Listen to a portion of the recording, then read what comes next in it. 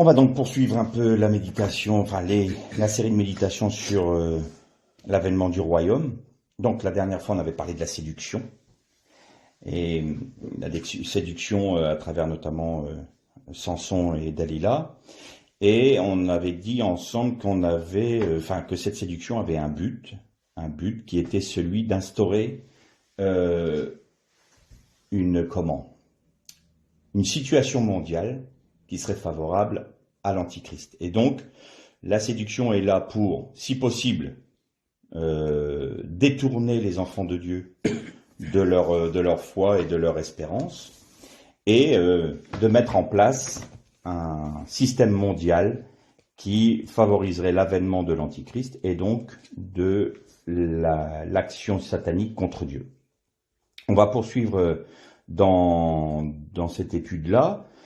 On va voir ensemble les royaumes dont nous parle la Bible. Alors bizarrement, elle ne nous parle que de 4 royaumes. Et ces royaumes en relation avec les temps eschatologiques, on les retrouve notamment dans Daniel. Daniel, le livre de Daniel et le livre de l'Apocalypse sont intimement liés. L'un explique l'autre et l'autre est compris par l'un. On ne peut pas séparer, dissocier. Lire l'Apocalypse tout seul ne nous fait pas comprendre la réalité spirituelle que recèle ce livre. Et en même temps, Daniel a scellé son livre justement pour que ça ne soit compris qu'à la fin des temps.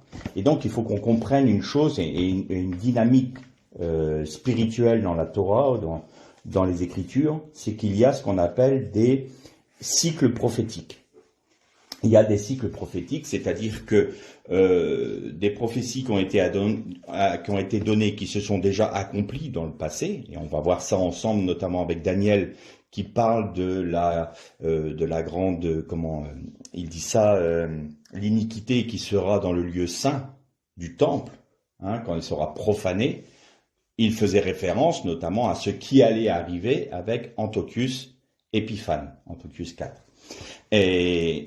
Et donc, on pourrait se dire, ça s'est passé, c'est fini, c'était à l'époque de la révolte des Maccabées, on va en parler un peu tout à l'heure, et donc voilà, ça c'est fait. Donc l'accomplissement du livre de Daniel s'est accompli. Sauf que, dans la Torah ou dans les Écritures, il y a toujours des cycles prophétiques. Et donc le livre de Daniel est également pour notre temps. Et on va voir ensemble ce qu'est la signification pour nous de ces royaumes dont nous parle le livre de Daniel, qu'on retrouve d'ailleurs dans l'Apocalypse. Les fameuses bêtes, les 4 bêtes du livre de Daniel, on les retrouve dans l'Apocalypse. On voit dans l'Apocalypse la grande Babylone, pas Babylone, mais Babylone la grande, et vous allez voir qu'il y a une signification dans tout ça. Et pour commencer, on pourrait faire une première lecture dans le livre de Daniel, justement, donc au chapitre 2, et on va lire à partir du verset 31. Donc Daniel chapitre 2, verset 31. Donc moi je lis dans la version Chouraki parce que je trouve qu'il est toujours plus proche du texte original, bien que parfois il y ait des mots qui sont un peu percutants. Je lisais l'autre jour que un tel était allé chez une prostituée, un Chouraki traduit ça directement par putain. Donc c'est vrai que j'ai eu un petit coup dans l'estomac quand j'ai lu ça, mais voilà, c'est littéralement ce que ça veut dire. Bon, nous évidemment c'est une connotation négative en français, donc si ça arrive, je dirais prostituée au lieu de ce terme-là. Bon, ceci dit, Chouraki quand même tellement proche du texte original qu'il y a des moments, c'est quand même préférable de lire dans sa traduction. Donc Daniel chapitre 2, verset 31. Donc je lis, « Et toi, roi, tu l'as contemplé, et voici une statue immense. Cette grande statue, très belle, se dressait devant toi. Son apparence était terrible. Cette statue, sa tête était de bon or. Son torse, ses bras, d'argent. Son ventre et ses cuisses, de bronze. Ses jambes, de fer. Ses pieds, soit de fer, soit d'argile. Tu l'as contemplé quand une pierre s'est détachée, sans l'aide d'aucune main. Elle a heurté la statue aux pieds de fer et d'argile et les a broyés. Alors, le fer, l'argile, le bronze, l'or, l'argent et l'or ont été broyés ensemble. Ils sont devenus comme de la glume. Ça vient du glébeux, hein, c'est quelque chose de poussiéreux qui s'est détruit. Sur les airs, en été. Que le souffle emporte et qui ne se trouve nulle part. La pierre qui a frappé la statue est devenue une grande montagne. Elle a rempli toute la terre. Voici le rêve. Nous dirons en face du roi son interprétation. Toi, roi des rois, à qui l'Éloa, donc le Dieu des cieux, a donné le royaume, l'invulnérabilité, l'énergie, la gloire, en tout lieu où habitent les fils d'humains, les animaux des champs, les volatiles et les ciels, il traduit, vous avez noté qu'il n'a pas dit les cieux, c'est aussi important cette connotation dans l'hébreu. Il les a donnés en ta main, et il t'a fait dominer sur tout. C'est toi la tête d'or. Donc là, il faut savoir que Daniel parle au roi de Babylone. Après toi surgira un autre royaume, inférieur au tien, puis un troisième royaume de bronze qui dominera sur toute la terre, puis un quatrième royaume, il sera fort comme le fer qui pulvérise tout et comme le fer qui écrase. Il les pulvérisera et les écrasera, tout cela. Donc on arrêtera là la lecture. Donc là, Daniel donne une interprétation au roi de Babylone d'un songe qu'il a fait, et il nous parle de 4 royaumes à travers l'image d'une statue. Ces 4 royaumes sont la tête d'or, Babylone, le torse en argent, c'est l'empire médo-perse, le bronze, c'est l'empire grec, et l'empire romain pour le fer. Pourquoi 4 royaumes alors qu'il en a existé d'autres? Il faut savoir que l'esprit de Babylone a démarré sous Nimrod. Nimrod était contemporain d'Abraham, contemporain de Sem. Japheth devait être décédé déjà, mais il faut savoir que ce temps-là, la terre ne formait qu'une seule masse, dit la Bible. Hein. Et là, on va quand même se remémorer pourquoi on peut dire ça. Même les géographes le disent, ils ont toujours cette pensée du continent unique, hein, la Pangée. Il faut savoir qu'ils ont essayé de reconstruire la Pangée en fonction des frontières continentales actuelles et n'ont jamais réussi à faire quelque chose. J'ai regardé, moi, sur Internet, quelques cartes et on voit bien que ça part un peu dans tous les sens. Ça colle pas. On voit bien que ça ne fonctionne pas. On n'arrive pas bien à les faire s'imbriquer l'un dans l'autre. Le puzzle ne fonctionne pas. Et donc, je vous avais dit il y a quelque temps qu'il y avait un Français qui s'appelait Fernand Crombette, qui lui avait passé son temps et sa passion était de déchiffrer un peu ce que la Bible disait, et notamment à travers des écrits égyptiens.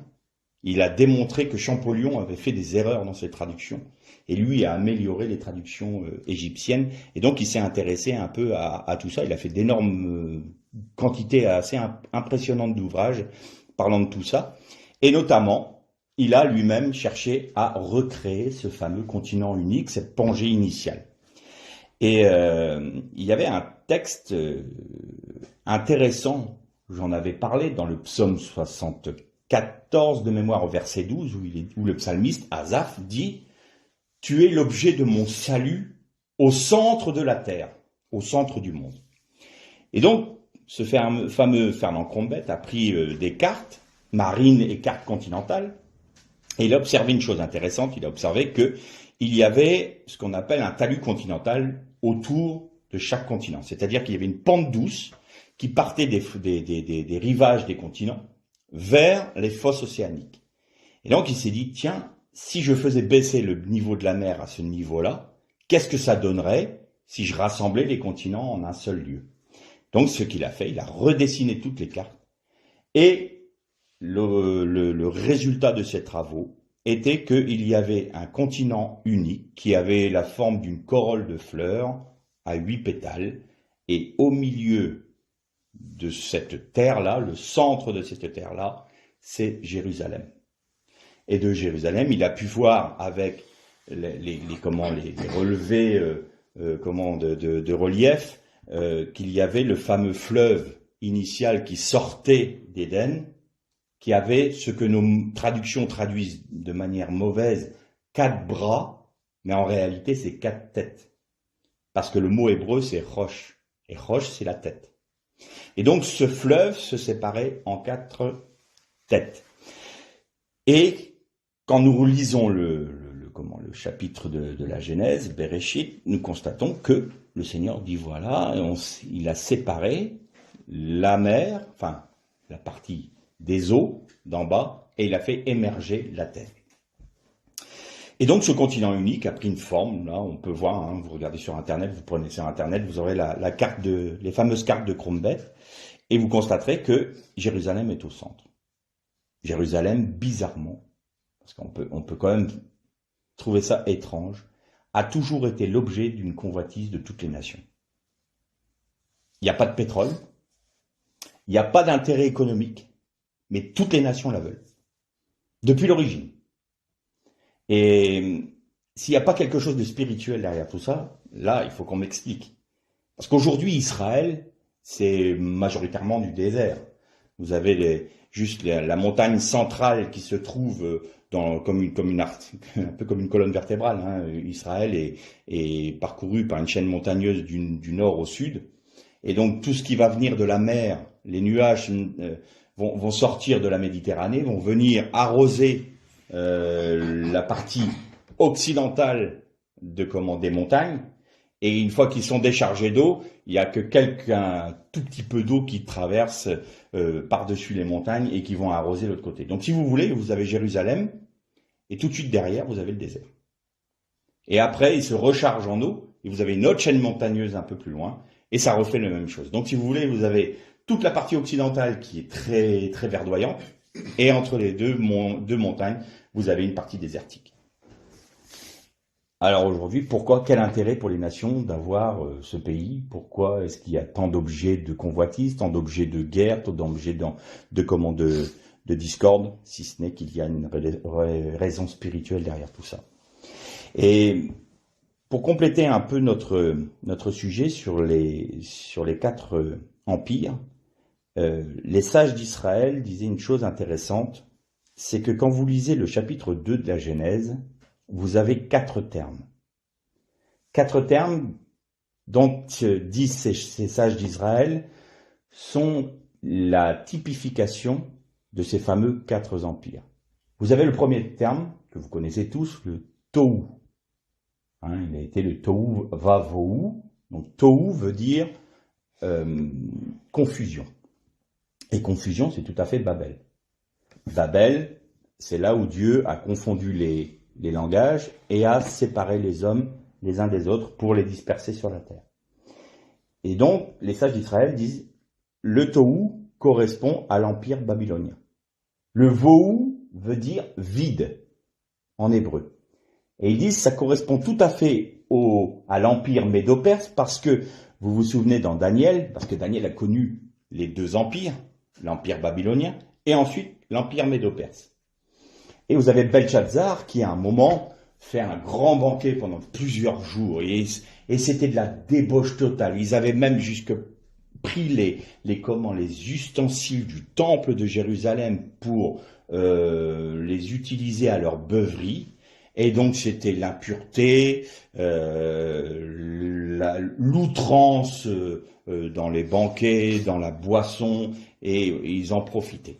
Et donc c'est quelque chose où ils avaient l'impression d'être riches, de dominer toute chose, mais en fin de compte, les rabbins disent cet empire-là était vide. Il n'y avait rien. Et d'ailleurs, la main qui a écrit sur le mur, elle dit « Mesurez, pesez, tu as été trouvé trop léger ». C'est ce que signifie l'écriture. Et le même soir, ce roi-là fut tué. Et donc l'empire perse, c'est tout à fait ça. Il se croit grand, fort, riche, mais il est vide. Le troisième terme que nous trouvons dans le chapitre 2 de la Genèse, c'est Rochesh. Et Rochesh, c'est ténèbres. Et ténèbres, les sages d'Israël disent que ça correspond tout à fait à la Grèce, parce que la Grèce, c'était, c'est la civilisation qui nous a apporté la philosophie, qui nous a apporté la science, la littérature, l'art. Et aujourd'hui, vous constatez que le monde occidental est complètement basé sur la nature même de l'hellénisme. C'est-à-dire que l'empire grec perdure, les philosophes grecs, on les étudie encore, la littérature grecque, on l'utilise encore, Europe, ne serait-ce que l'Europe, c'est bien de la mythologie grecque que ça vient. Et d'ailleurs, vous allez voir tout à l'heure qu'il y a une signification derrière tout ça qui est assez intéressante.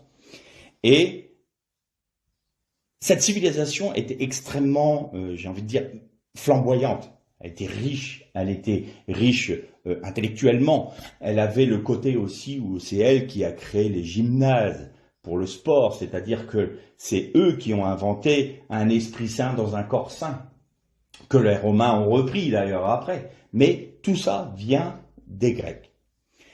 Et le quatrième terme que nous trouvons dans le chapitre 2 de la Genèse, c'est le terme théum. Théum, c'est l'abîme. Et l'abîme, c'est quelque chose d'insondable. C'est quelque chose qui n'a pas de but. C'est comme une profondeur qu'on n'arrive pas à atteindre.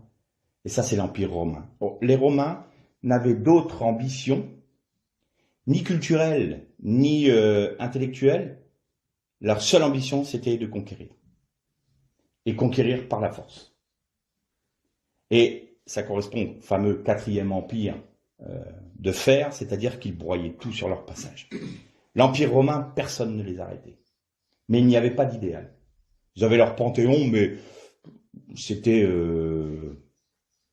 pas comme les Grecs, si vous voulez. Et donc, on retrouve ces quatre empires d'ores et déjà, dans le deuxième verset de la Genèse. Ce qui fait dire aux sages d'Israël, notamment, vous savez que le Midrash, c'est des commentaires, mais des commentaires paraboles, sous forme de paraboles. D'ailleurs, Jésus restait toujours dans cette logique midrashique. Quand il donnait les paraboles du royaume, par exemple les différentes paraboles, eh bien, ça venait directement de l'enseignement midrashique, c'est-à-dire qu'il prenait la Torah, les Écritures, et il les expliquait par des paraboles. C'est exactement ce que font les Hébreux, les sages d'Israël, quand ils veulent expliquer un texte de la Torah, ils utilisent des midrash. Et donc il y a un des midrash qui, alors c'est évidemment, je répète bien, les midrash ne sont pas des textes canoniques, c'est une image qui est prise. C'est pour faire comprendre, dans nos limites, des réalités spirituelles. Et ils disent, voilà, à l'origine, quand Dieu a créé le monde, il a vu les royaumes, les quatre royaumes, il a vu le Tohu Vavohu, les ténèbres et l'abîme. Et il s'est dit, pourquoi créerais-je ce monde alors que je vois déjà le péché initial, les meurtres, les guerres, toutes les déviances qui se font sur cette pauvre terre. Et là, il s'est dit, pourquoi vais-je créer ce monde? Et du milieu de ces ténèbres, il a vu trois lumières. Et ces trois lumières, c'était les trois patriarches d'Israël, Abraham, Isaac et Jacob. Et ces trois lumières s'approchaient vers l'Éternel et se sont mis à devenir une très grande lumière. Cette grande lumière, c'était le Mashiach. Et quand il a vu cette grande lumière, il s'est écrié « que la lumière soit ». Donc voilà ce que nous explique ce Midrash. Je ne suis pas en train de dire que c'est comme ça que ça s'est passé, mais ça nous explique quelque chose. C'est que la préscience, la toute connaissance de Dieu faisait qu'il connaissait tout ça. Et c'est la raison pour laquelle nous retrouvons cette notion dans le chapitre 2 de la Genèse. Mais on peut voir aussi quelque chose d'intéressant à travers ce fameux fleuve qui venait du centre du jardin. Il y avait l'arbre de la vie. Et vous notez une chose, que l'arbre de la connaissance était au même endroit. Quand vous lisez le texte, il est dit « Et Dieu planta au milieu du jardin l'arbre de la vie et l'arbre de la connaissance du bien et du mal. » Et chez les Juifs, ils disent que l'arbre de la connaissance du bien et du mal poussait au milieu de l'arbre de la vie. Ce qui veut dire que l'objectif de Dieu, c'était que l'homme, le Adam, prenne de l'arbre de la vie pour se nourrir son esprit de Dieu, pour accueillir Dieu en lui.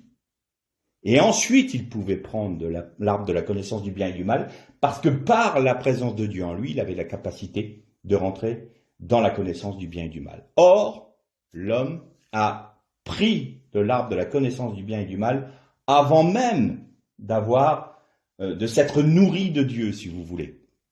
Ce qui a fait basculer la nature de l'homme qui était esprit, parce que l'homme est le seul, entre guillemets, animal qui a un esprit.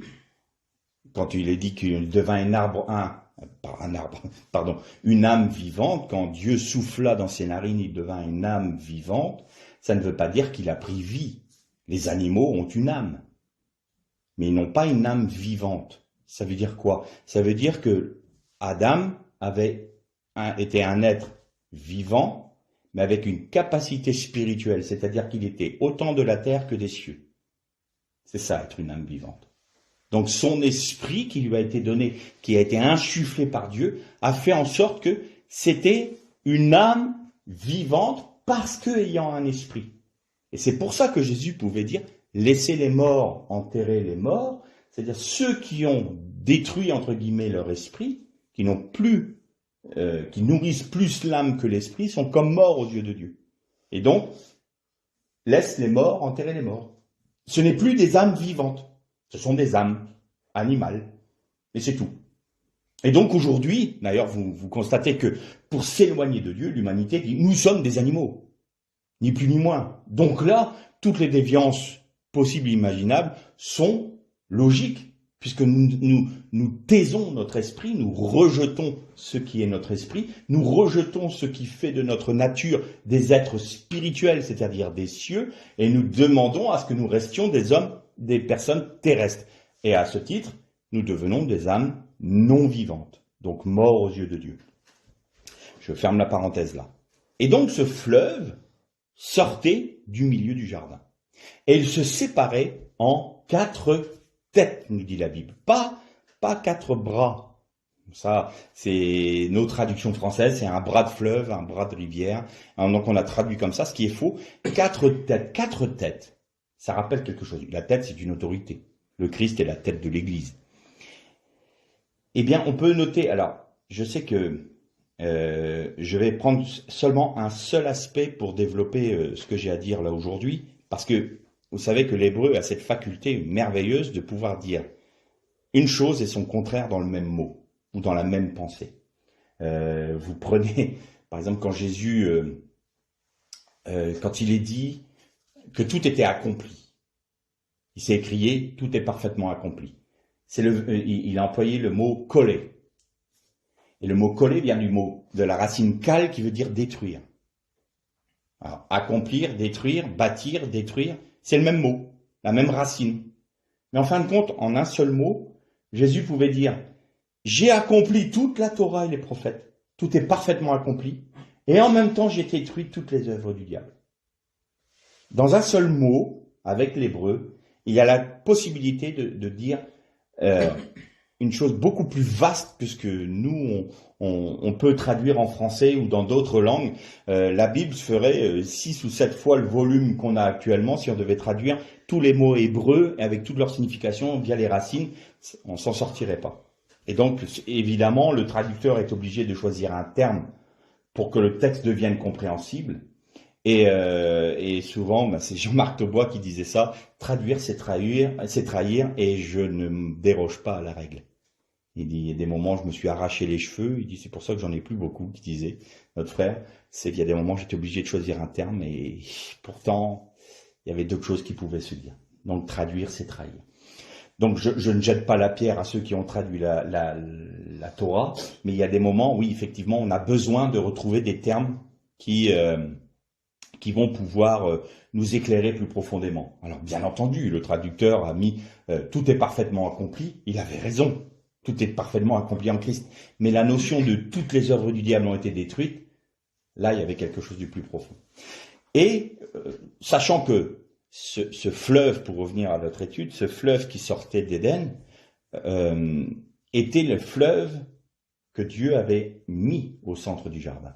et qui avait pour objectif de transporter la Torah, la pensée de Dieu sur toute la terre.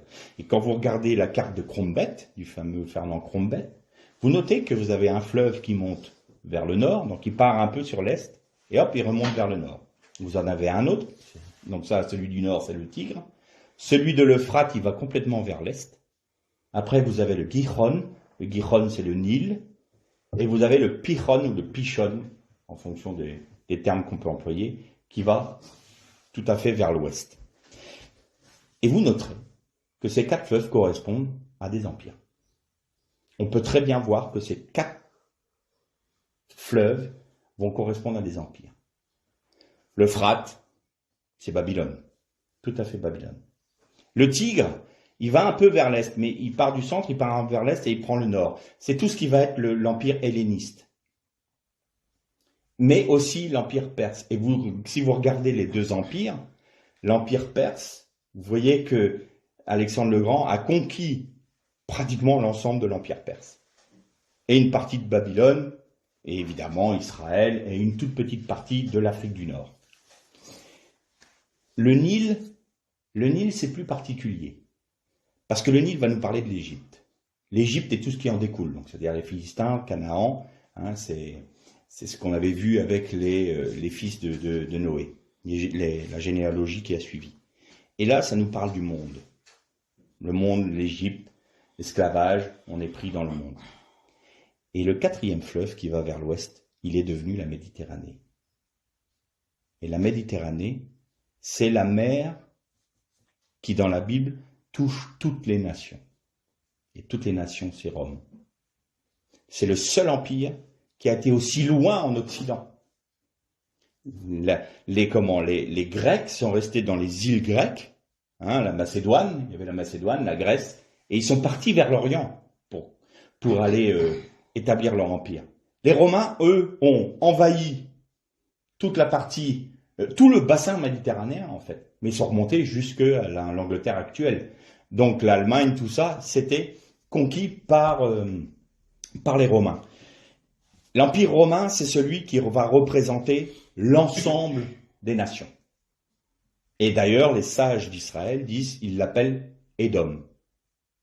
Édom qui correspond à Ésaü. Mais ça serait une autre étude. Et donc, vous voyez que cette pensée des 4 empires reste toujours présente dans la Torah. Alors, qu'est-ce qu'on peut en tirer comme enseignement? On va dire, aujourd'hui, l'empire babylonien, il a disparu. L'empire médo-perse a disparu. Bon, on pourrait se dire, allez, éventuellement, il y a des réminiscences de l'empire grec, avec notre culture, notre civilisation, notre philosophie, notre littérature, tout ça. Et vous pouvez avoir encore l'empire romain qui est présent, notamment dans des codes civils qui datent déjà de l'empire romain, et puis notamment toutes les notions militaires, légion, régiment, enfin tout cela vient de l'empire romain. Mais c'est mal comprendre la parole de Dieu. Parce qu'en fait, quand nous lisons dans l'Apocalypse qu'il y a Babylone la grande, vous notez une chose importante. La statue dont nous parle Daniel dans la lecture que l'on a fait, la tête était en or. Et la tête était Babylone.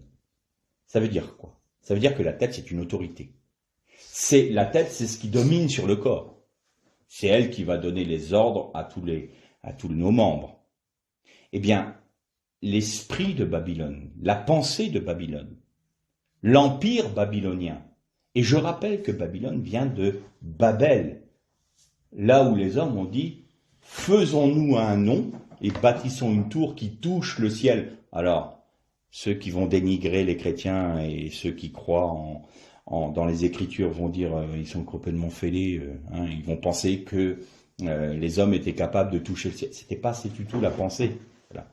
C'était bâtissons une tour contre Dieu, parce que l'objectif de Babylone, avant qu'il soit détruit, c'était d'établir une statue avec une épée brandie vers le ciel, c'est-à-dire bâtissons une tour qui brandit une épée contre Dieu, c'est-à-dire que les hommes entraient en guerre ouverte contre Dieu. C'était ça l'objectif de Babel. Et donc Dieu est descendu parce que ce n'était pas le temps et il a confondu les langages. On va revenir quelque peu sur notre fameuse Pangée. Vous noterez dans la Bible qu'un des descendants de Noé, arrière-petit-fils, qui s'appelait Péleg. Péleg, c'est grosso modo, il est né vers 150 ans après le déluge. Et la Bible dit juste une chose.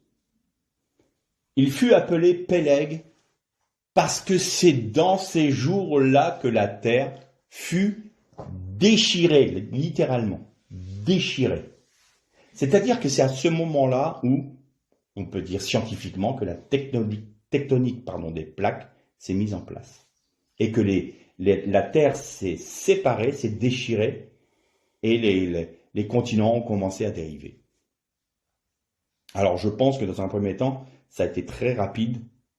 Et il y a d'ailleurs des scientifiques qui ont un gros problème actuellement. Parce qu'ils parlent de l'âge de la Terre en fonction des sédiments qui se déposent, vous savez.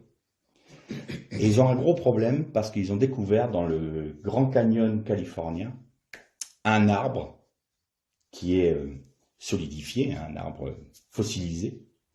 Et l'arbre, il est debout.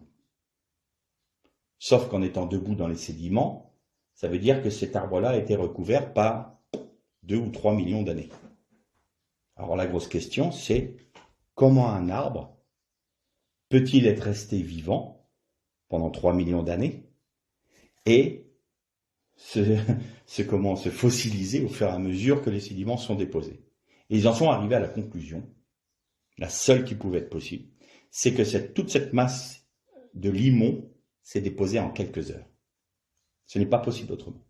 Ça s'est fait très rapidement. Pour que l'arbre lui-même soit complètement englouti par toute cette masse limoneuse et qu'il se soit fossilisé dans les limons.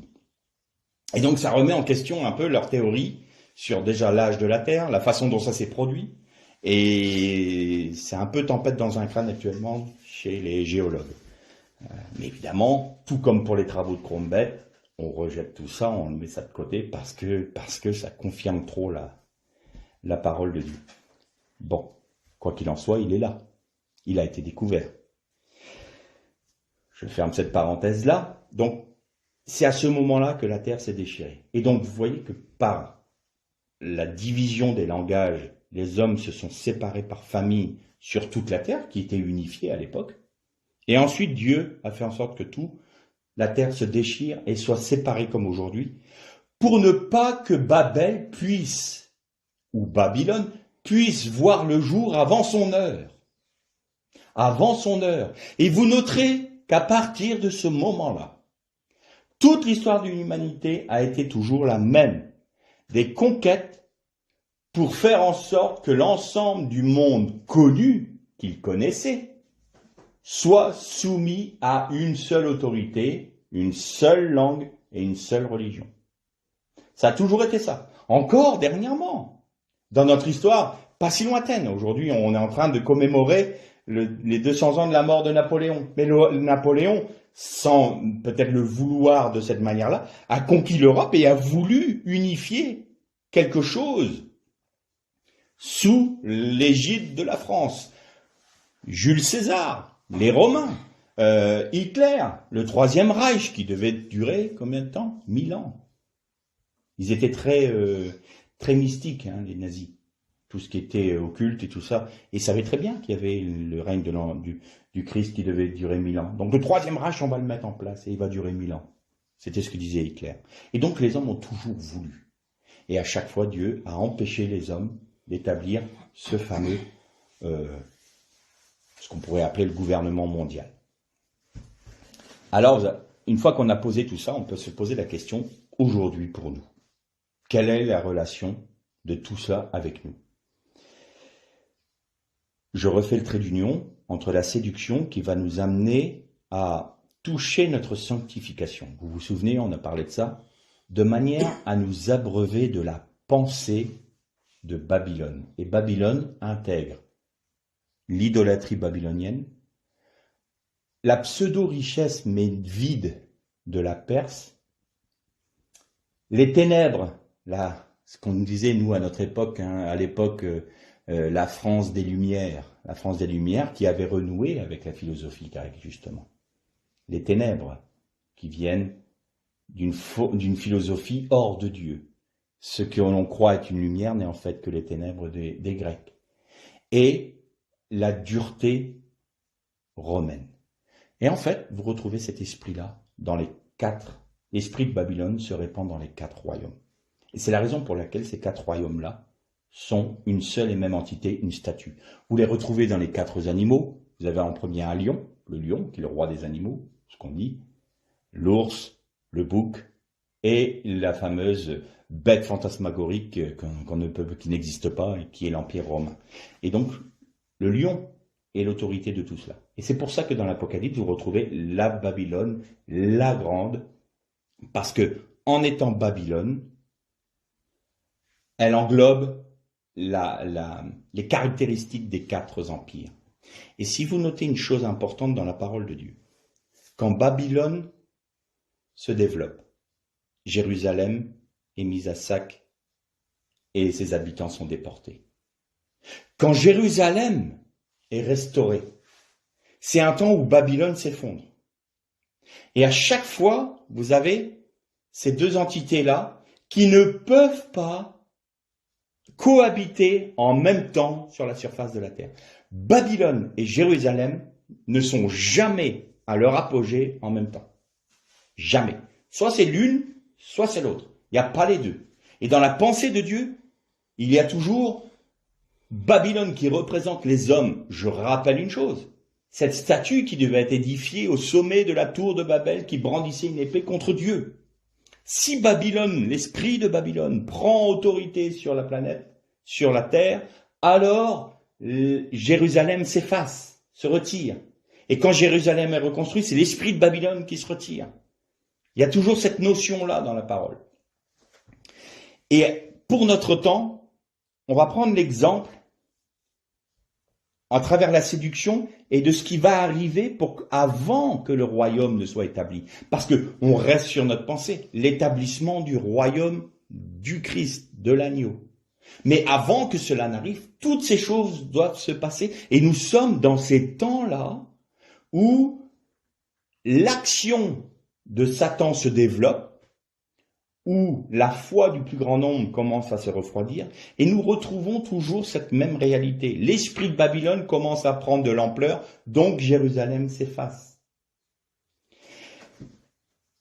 Pour comment imager notre propos, rappelons-nous une chose.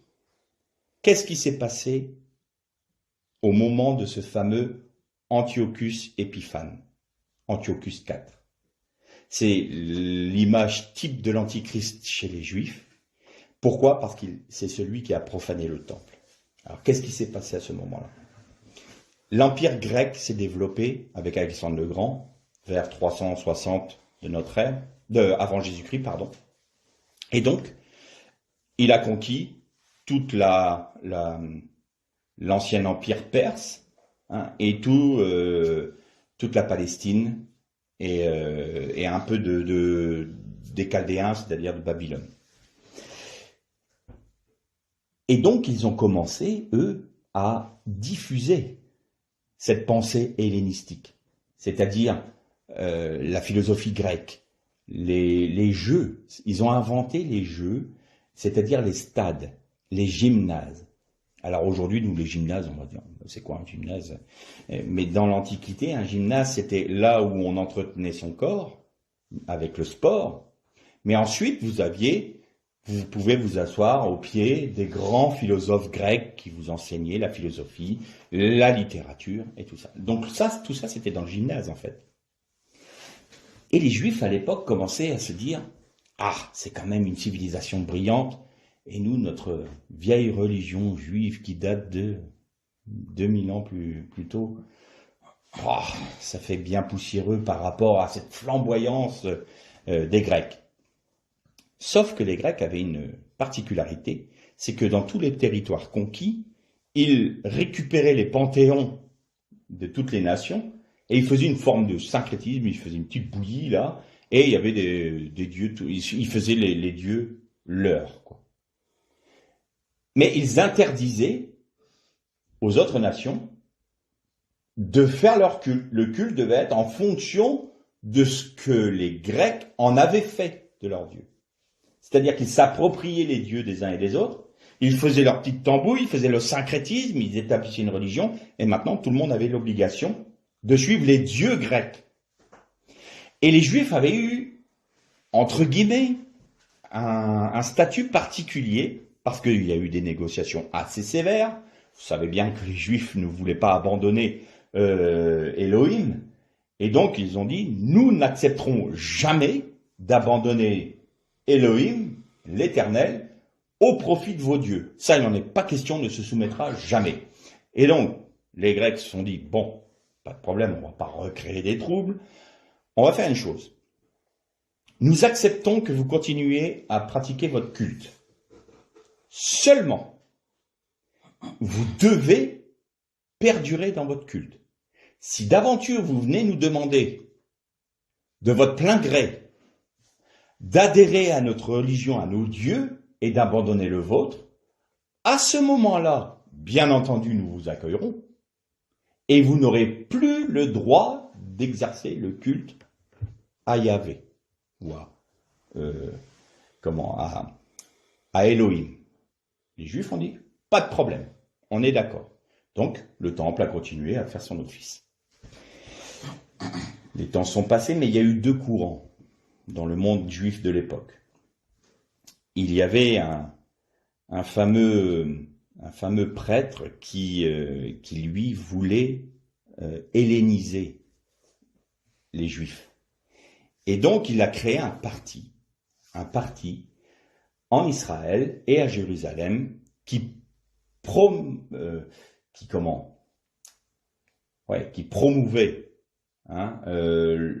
l'esprit grec et l'esprit hellénistique. Et donc il a réussi un jour à faire même créer un stade, et donc un gymnase. Hymnos en grec veut dire nu. Et donc ça a posé un problème. Parce que quand les Grecs venaient faire du sport, tout le monde faisait du sport nu à l'époque. Et vous prenez les statues grecques, vous voyez, ils ont toujours le disco-ball, il est nu, le lancer de javelot, ils sont tous nus. Mais ça posait un problème pour les Juifs à cause de la circoncision. Parce qu'ils se faisaient moquer d'eux. Ah, regardez, vous êtes circoncis. Et donc, les Juifs ont commencé à se dire, on va cacher, on va ôter tous nos signes de circoncision. Et là, je vous rappelle ce qu'on disait la dernière fois, si vous laissez votre sanctification être touchée par les portes de la nuit, voilà ce que ça produit. Donc vous voyez que ce parti opposé à Jéhovah, non, on va pas employer le terme Jéhovah, à Elohim, parce que Jéhovah, je vous explique pourquoi, ils ont pris le tétragramme et ils ont rajouté des voyelles, avec les voyelles de Jésus, Yehoshua, ça a donné Jéhovah. Ça n'a jamais été le nom de Dieu. Donc voilà, c'est pour ça qu'il ne faut pas l'employer. C'est plutôt Elohim. Et donc du coup, ce parti-là a réussi à faire rentrer en Israël et à Jérusalem vraiment la pensée hellénistique. Mais ça a été plus loin. Ça a été jusque aux grandes autorités, et notamment aux prêtres du temple. Et il y avait un prêtre, Ronios III, qui lui était, alors là, farouchement opposé à tout ce qui touchait les Grecs. C'était Elohim, c'était Dieu, et personne donne le culte des Hébreux, et alors lui, il n'en démordait pas. Et il avait dans sa famille un autre homme, qui lui, j'ai oublié son nom, c'est un nom grec, voilà que le nom m'échappe, pardonnez-moi, Ménélas, c'était Ménélas, il avait pris un nom grec, qui lui fomentait des troubles, et il faisait en sorte qu'il allait voir Antiochus pour dire, écoutez, moi je vais faire en sorte que vous puissiez développer votre religion et votre gloire parmi le peuple d'Israël. et il l'a fait tuer Chronio III. Il l'a assassiné. Et à partir de là, il a pris la place Antiochus. Bien sûr, qu'est-ce qu'il a fait? Il l'a nommé grand prêtre à la place de du membre de sa famille. Et là, qu'est-ce qu'il a fait? Il a été voir Antiochus et il a dit, nous voulons, de notre plein gré, abandonner le culte de Elohim et nous acceptons vos dieux. À partir de ce moment-là, la Torah et toutes les fêtes juives et tous les rituels juifs ont été mis hors la loi. Et il y a eu une grande persécution pour ceux qui voulaient poursuivre dans le culte d'Elohim, dans le culte de Dieu, du Dieu d'Israël. Et il y a eu des exactions terribles. Antiochus était vraiment terrible comme roi. Et qu'est-ce qu'il a fait? Il a fait enlever l'arche d'alliance du temple et il a érigé une statue en or de lui-même. Comme disait Daniel, il s'est proclamé Dieu à la place de Dieu. Il n'avait aucune foi, cet homme-là. C'était lui, d'abord. Mais il a profané le Saint des Saints. Et plus encore, devant l'autel qui était devant le Saint des Saints, il a fait sacrifier des porcs. Et là, la profanation ultime du temple a été accomplie à ce moment-là. Et vous avez une famille qu'on appelait les Asmonéens. Nous, ils sont plus connus sous le nom de Maccabées, qui voulaient être purs, une foi pure, ont fui Jérusalem et ils sont partis dans leur ville natale. Et qu'ont-ils fait? Ils ont continué le culte du Dieu d'Israël. Et un jour, un émissaire du roi vient dans cette ville-là, parce que les émissaires ont été envoyés dans toutes les villes d'Israël et de tout l'empire grec pour faire des sacrifices, offrir des sacrifices à Zeus Olympie. Et donc, ils arrivent voir le chef de cette famille des Maccabées, on va dire, parce qu'ils sont plus connus comme ça, mais c'est les Asmonéens. Et l'émissaire lui dit, nous allons offrir un sacrifice à Zeus, c'est un porc, et comme tu es le chef de la famille des Asmonéens, je te tends le couteau pour que tu fasses le sacrifice toi-même. Pas de problème, il a pris le couteau, et au lieu de sacrifier le porc, il l'a plongé dans le cœur de l'émissaire, et il s'est écrié que tous ceux qui ont du zèle pour l'Éternel et pour sa loi me suivent. Ça a été le début de la révolte de Maccabée. Une poignée de personnes mal armées, pas du tout habituées à l'art de la guerre, ont tenu tête à la plus grosse armée de l'époque, c'est-à-dire l'armée d'Antiochus. Et Antiochus, pardonnez-moi le terme, a pris une dégelée avec eux. Alors là, évidemment, c'était aux alentours de 165 avant Jésus-Christ, donc cette guerre-là, elle a duré longtemps. D'ailleurs, le chef dont j'ai oublié le nom de cette famille-là a été tué, son fils, son autre fils, ils ont perdu la vie. Mais il y a un petit événement qui s'est produit juste pendant cette période où le temple a été profané. La menorah a été volée. Le chandelier à 7 branches. Il a été volé, ils l'ont pas retrouvé, c'était de l'or, là, évidemment. Antiochus s'en s'est bien servi. Et toute l'huile sainte qui devait faire brûler le chandelier a été détruite. Toute sauf une petite fiole. Une petite fiole qu'un des prêtres a cachée dans le temple. Il s'est dit, on aura toujours ça, parce que je sais, les prophéties nous disent bien qu'après les 70 années de Daniel, ce roi-là sera détruit et à nouveau le culte de l'Éternel sera rétabli dans son temple. Et donc, par la foi, il a caché cette petite fiole d'huile. Et donc, les guerres se sont continuées, les guerres des Maccabées, la révolte des Maccabées s'est poursuivie jusqu'au moment où ils ont reconquis Jérusalem.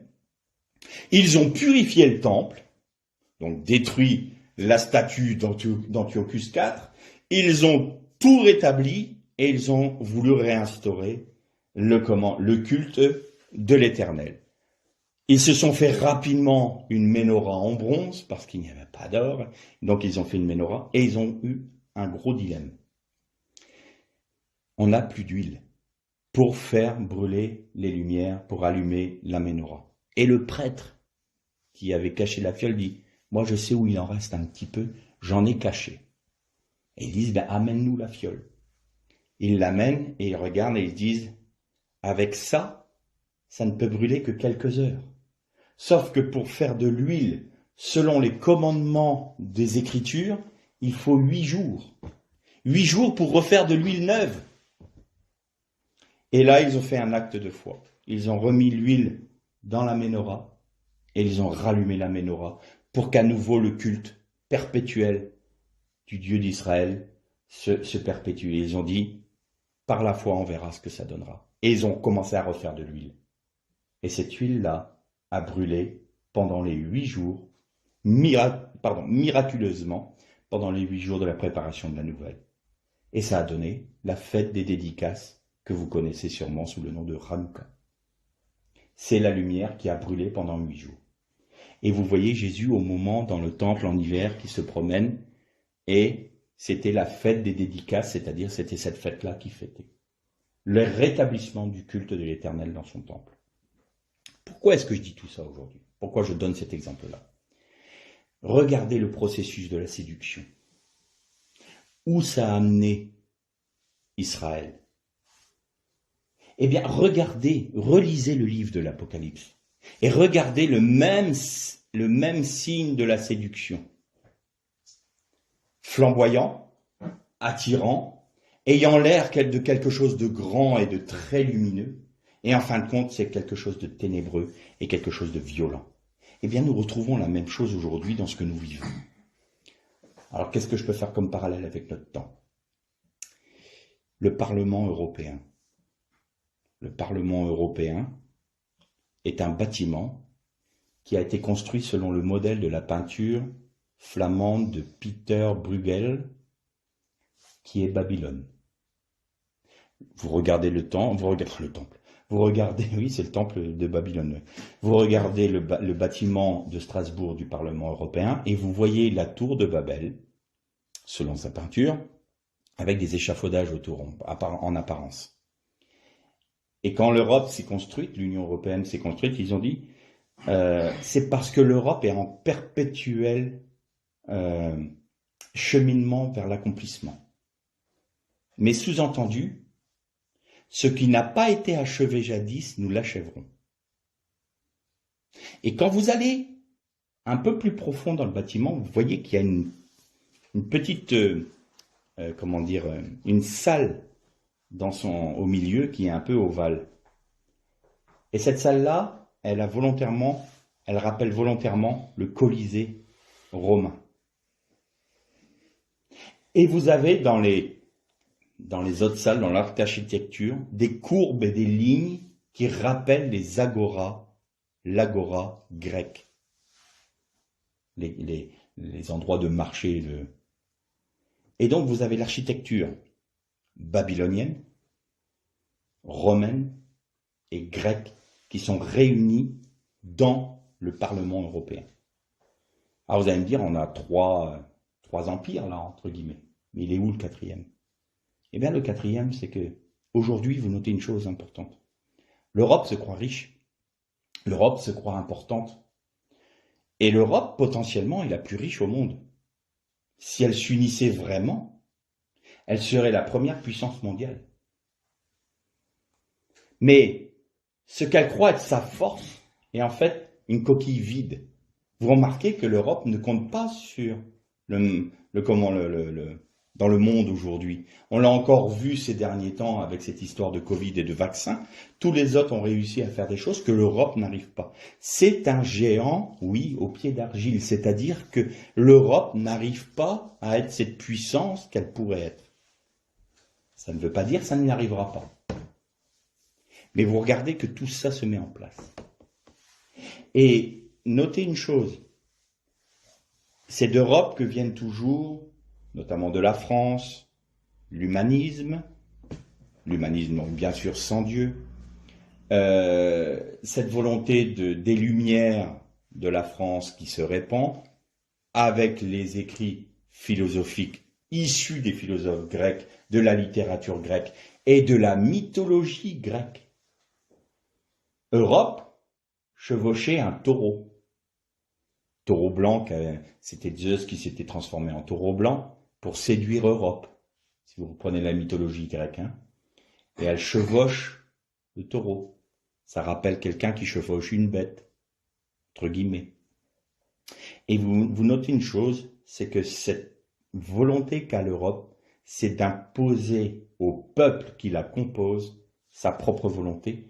Et ce qui est surprenant, c'est que c'est la seule entité dans le monde qui n'est pas élue par ses citoyens, mais qui impose ses lois et ses dictats à tous ses citoyens. Ça n'est jamais arrivé avant. Jamais. Ces choses-là ne sont arrivées que par les guerres, que parce qu'ils avaient été conquis militairement et que, militairement, ils imposaient leur façon de faire. L'Europe, c'est complètement différent. L'Europe arrive et les peuples volontairement leur donnent leur pouvoir et lui disent « nous te donnons autorité sur nous ». C'est comme Ménélas qui a été voir Antiochus et qui a dit « volontairement nous abandonnons nos dieux, notre Dieu, pour accepter les vôtres ». Et les chrétiens, dans ces temps-là, doivent avoir vraiment un esprit de discernement et une volonté de se soumettre impérativement à Dieu. Nous devons être des Asmonéens, que ceux qui ont du zèle pour l'Éternel et pour sa Torah se lèvent et me suivent. Aujourd'hui, il y a un appel. Attention, attention, danger. L'Europe paraît petite sans rien, mais l'Europe est l'archétype de ce qui arrive. Ça met en place un système mondial pour l'Antichrist. Babylone, la grande. Je ne dis pas que c'est juste l'Europe, mais il va y avoir des choses qui vont se produire. Et on voit bien que ça se met en place. Et la parole de Dieu nous dit, sortez du milieu d'elle, mon peuple, n'acceptez pas le diktat qu'on vous donne au nom des Lumières, au nom d'une pseudo-philosophie. La volonté, c'est de détruire la foi en Dieu. La volonté de Babylone la Grande, c'est d'amener chaque citoyen à se soumettre à son diktat de son plein gré. Et ce faisant, ils ont la marque de ce système. Mais il existe une autre marque. C'est celle d'un cœur circoncis. C'est celle d'un cœur qui est complètement tourné vers Dieu. C'est celle d'un cœur qui accepte de porter sa croix. C'est celle d'un cœur qui a accepté Dieu, qui a en Jésus-Christ, qui accepte d'abandonner sa volonté pour faire celle de Dieu. Alors celui-là, ou celle-là, est marqué du sceau de Dieu. Soit Babylone, soit Jérusalem. Les deux sont pas possibles. Et quand Babylone la Grande va être condamnée, et vous voyez que dans le livre de Daniel, dont vous avez le chapitre 7 qui nous parle des animaux, et tout de suite après, vous avez le grand tribunal dans les cieux. Il y a un tribunal qui se met en place. Et Babylone la Grande est jugée. Et elle est condamnée à mort. C'est la sentence. Et vous avez Jésus, l'agneau, qui dit « moi je vais exécuter la sentence ». Et il revient sur le mont des Oliviers, et par son souffle, il détruit l'Antichrist, le faux prophète et tout le système babylonien. Et c'est à ce moment-là, quand tout cela est accompli, que la nouvelle Jérusalem descend des cieux et vient s'unir à la Jérusalem céleste. Et je vais juste terminer par ça. En hébreu, il y a deux pluriels. Il y a le pluriel qui va à partir de 3 et vers l'infini. C'est him. Hashamayim, ça veut dire plus que 2, en fait. Et vous avez un pluriel qui est juste pour père. Ça va là pour les yeux, les oreilles, les mains. Et vous voyez, Yerushalayim, c'est pas Yerushalim. Et ça se dit toujours en Haïm. Quand vous avez un pluriel en Haïm en hébreu, c'est 2, c'est par paire. Et le nom de Jérusalem en hébreu, c'est Yerushalayim. C'est-à-dire qu'il y a 2 Jérusalem. La Jérusalem céleste et la Jérusalem terrestre. Ce qui veut dire qu'au moment où le jugement de la grande Babylone va s'accomplir, la Jérusalem céleste va pouvoir venir s'unir à la Jérusalem terrestre parce qu'il n'y aura plus de Babylone. il n'y aura plus cet esprit de l'Antichrist. Et c'est la raison pour laquelle la Jérusalem céleste pourra venir. Alors tout cela pour nous dire que nous devons être vigilants, que nous devons ne pas nous étonner de ce qui arrive aujourd'hui sur la terre, de ce qui arrive dans ce que l'on peut voir dans nos vies. Il y a, oui, quelque chose d'autoritaire qui se met en place. C'est l'esprit de l'Antichrist, la Bible nous en parle depuis l'origine. Il y aura la marque des quatre, la typification des quatre empires. Il y aura l'idolâtrie babylonienne, le vide, et puis la jouissance. Oui, on peut noter ça aussi dans l'Empire perse, la jouissance des sens. Faites ce que vous voulez, profitez de la vie. Pendant ce temps-là, on va s'occuper de vos âmes. Profitez, ça c'est perse. Vous avez l'humanisme à la grecque, c'est-à-dire tout sans Dieu. C'est-à-dire que ce qui typifiait les Grecs, c'était que l'homme était central. Dieu était ôté de leur vie. C'était l'homme, pour l'homme, par l'homme. Et vous avez, en dernier recours, la violence romaine. Et ça se terminera par la violence romaine. C'est-à-dire qu'on imposera. Ça sera la guerre. Ça sera quelque chose de terrible, ça sera la grande tribulation. Vous voyez que Babylone la Grande englobe les quatre empires. Ce qui les typifie. Alors on ne doit pas être surpris. Le Seigneur nous a dit, quand vous verrez commencer à voir ces choses, tremblements de terre et tout ça, c'est pas le temps du royaume. C'est pas le moment de l'instauration du royaume.